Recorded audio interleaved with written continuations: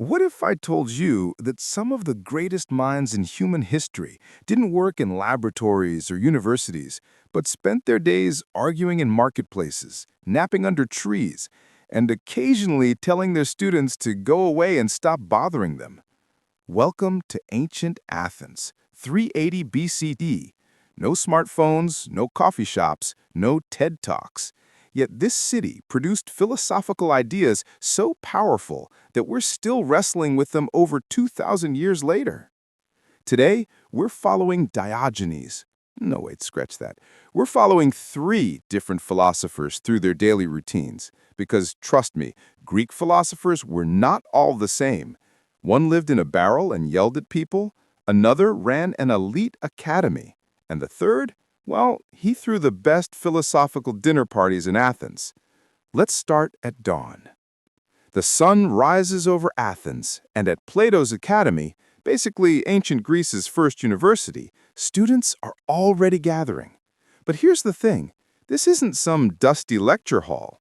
The academy is a gymnasium, a sacred grove of olive trees dedicated to the hero Academos. Philosophy and physical training happened in the same space because Greeks believed you couldn't have a healthy mind without a healthy body.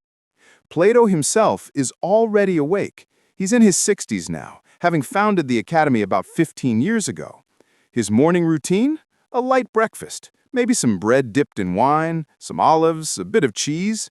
Greeks didn't do big breakfasts. Food was fuel, not entertainment. But here's what's fascinating. Plato doesn't immediately start teaching. First, he walks. The academy's grounds are specifically designed for this, covered walkways called peripatoi, where philosophers can pace while thinking. Walking and thinking were so connected that Aristotle's followers would later be called peripatetics, literally, the walkers. By mid-morning, students arrive, but forget everything you know about classrooms. There are no desks, no textbooks, no PowerPoint presentations. Students sit on the ground or on stone benches. Some are teenagers from wealthy families. Others are grown men, even some women, though they'd have to disguise themselves as men to attend. Plato's teaching method? Dialogue. He asks questions. Students respond. He picks apart their answers, asking more questions, pushing them to examine their own assumptions. It's basically the Socratic method, named after his teacher, Socrates, and it's infuriating and exhilarating in equal measure. Today's topic? What is justice? One student suggests justice is giving people what they deserve. Plato pounces. So, if your friend lends you a sword, but then goes mad, is it just to return the sword to him? After all, it's his dessert, it's his property. The student stammers. Another tries, justice is helping friends and harming enemies. Plato's eyebrow raises. So justice involves harming people? Can a just action make someone worse? And if it does, is it truly just? This goes on for hours. No answers, just deeper questions. Some students love it. Others want to throw their sandals at him. Meanwhile, across Athens in the Agora, the central marketplace, a very different kind of philosopher is holding court. Diogenes of Cynic. If Plato is ancient Greece's Ivy League professor, Diogenes is its punk rocker. This man lives in a large ceramic jar, basically a storage container for wine. He owns literally nothing except a cloak and a wooden bowl. And this morning, he's just thrown the bowl away because he saw a child drinking water from cupped hands and realized, I don't even need this. Diogenes is a cynic, from the Greek word for dog-like, because he and his followers believed in living according to nature, like dogs do. No possessions, no shame, no social conventions, just brutal, uncomfortable honesty. Around noon, the marketplace is packed. Merchants selling fish, pottery, cloth, politicians giving speeches, and there's Diogenes, sitting in the sun, eating a raw onion, watching it all with complete disdain. A wealthy merchant walks by in expensive robes. Diogenes calls out, "Nice costume. Are you going to a party, or are you performing in a tragedy?" The merchant ignores him. Diogenes isn't finished. You spend your whole life acquiring things you don't need, with money you don't have, to impress people you don't like. This is what Diogenes does all day. He's a performance artist with a philosophy degree. When Alexander the Great, yes, that Alexander the Great, once visited him and asked him, "What can I do for you?"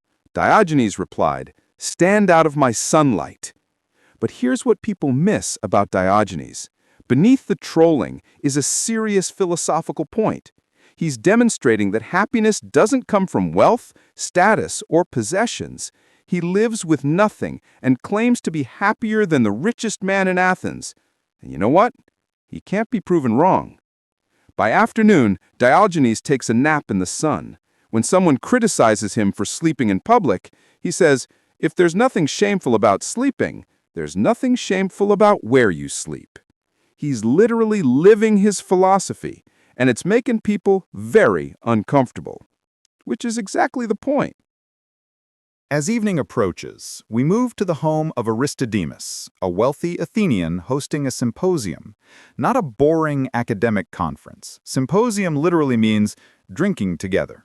These were philosophical dinner parties, and they were the social events of ancient Athens. Our third philosopher arrives, Aristippus of Cyrene, founder of the Cyrenaic school. If Plato focuses on eternal truths and Diogenes on radical simplicity, Aristippus is all about pleasure. He's wearing expensive clothes, he's well-groomed, and he's ready to drink some wine and have some deep conversations about the nature of happiness. The symposium follows a specific structure. First, dinner, fish, bread, lentils, maybe some meat if the host is wealthy. Everyone reclines on couches. Sitting at a table was considered barbaric. They eat with their hands, wiping them on pieces of bread. After dinner, the real event begins, the drinking and the philosophy. A symposiarch, basically a master of ceremonies, is chosen to decide how strong to mix the wine. Greeks never drank wine straight. They mixed it with water, sometimes as much as 3 parts water to 1 part wine. Drinking unmixed wine was considered savage. Aristippus takes his cup and proposes the first topic. What is the good life? Here's where it gets spicy. Plato's students would say the good life is contemplating eternal truths, transcending bodily pleasures to grasp the form of the good itself. Diogenes would say it's living naturally, without any artificial needs or desires. But Aristippus, he argues that pleasure, specifically the pleasure you're experiencing right now, is the only real good. Not pleasure in general, not future pleasure, but the immediate sensation of enjoyment in this moment. Someone challenges him, but what about virtue? What about honor? Aristippus swirls his wine. Virtue is only valuable if it produces pleasure. Honor is only good if it makes you happy. Why would you pursue something that makes you miserable? Another philosopher counters. But some pleasures lead to greater pains. Drinking too much now means suffering tomorrow.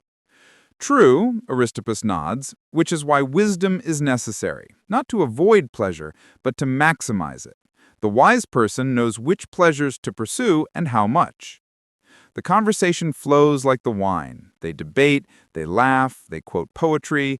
Someone tells a story about Socrates. Someone else performs a song. This goes on until late into the night. This is philosophy as a living practice, not an abstract academic exercise. These men are trying to figure out how to live, and they're doing it together over wine and conversation. So what have we learned from our day with 3 Greek philosophers? First, philosophy wasn't a solitary activity. It was social, embodied, lived. Plato walked while teaching. Diogenes performed his philosophy in the marketplace. Aristippus philosophized at parties. They weren't writing papers for academic journals. They were trying to figure out how to live and testing their ideas in real time with real people. Second, there was no single Greek philosophy. These 3 men had radically different answers to the same questions. What's the good life? Plato, contemplating truth.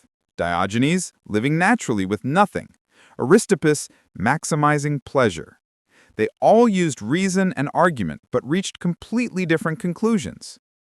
And third, maybe most importantly, they took philosophy seriously enough to live by it. Diogenes didn't just write about simplicity, he lived in a jar. Plato didn't just teach about the importance of community in education, he founded a school that lasted 900 years. Aristippus didn't just argue for pleasure, he pursued it intelligently and unapologetically. Compare that to today. We've professionalized philosophy, locked it in universities, made it abstract and technical. We've gained rigor and precision, sure, but we've lost something too. How many of us are actually living our philosophy? How many of us are willing to be as radical as Diogenes, as committed as Plato, as honest as Aristippus about what we actually value? The Greeks understood something we've forgotten. Philosophy isn't just about being right in an argument. It's about how you spend your days. It's about whether your life reflects what you claim to believe. So the next time you're lying awake at 3 a.m. wondering if you're living the right kind of life, remember, you're joining a conversation that started 2,400 years ago in a marketplace in Athens. People have been wrestling with these questions forever. The difference is, the Greeks actually got up in the morning and tried to live their answers. Maybe we should too. Thanks for watching. If you enjoyed this glimpse into ancient philosophy, let me know in the comments which philosopher you'd want to spend a day with, and why. And if you're feeling particularly philosophical, hit that subscribe button. I'll see you in the next one.